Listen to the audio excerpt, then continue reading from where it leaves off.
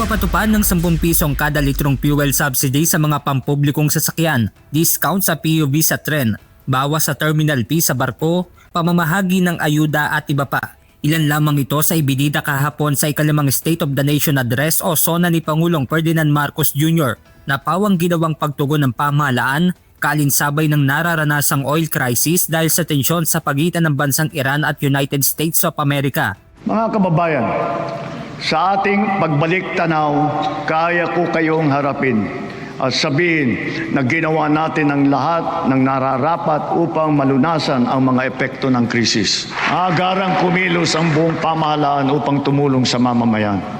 Sa katunayan, tayo pa ay hinahangaan ngayon dahil sa bilis, liksi at pagiging aktibo ng ating pagtugon.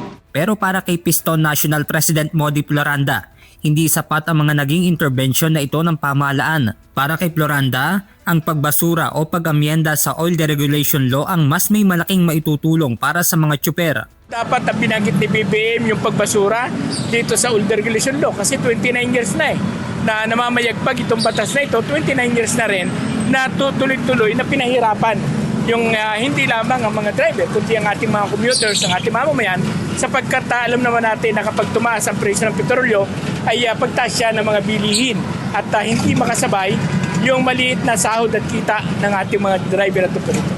Sakaling mabasura ang naturang batas, babalik sa kontrol ng pamahalaan ang pagpapatupad sa itinakdang presyo ng kada litro ng produktong petrolyo. Sabihin niyan, sa bawat pagtaas ng presyo, nagkakaroon niya ng public hearing. Pag bumaba naman, nagkakaroon din ng public hearing. Kaya doon pa lang sa hearing ay nakakapag-ano na tayo ng proposal, nakakapag-ano na tayo ng mungkahi sa mga hearing. Kasabay nito, kinukundi na din ng grupong Piston ang inaasahan na namang pagtaas sa presyo ng kada litro ng produktong petrolyo na ipatutupad ng mga oil company ngayong araw ng Martes. Benedict Samson, UNTV News and Rescue. Diyos ang aming sandigan, serbisyo publiko ang aming pinahahalagahan.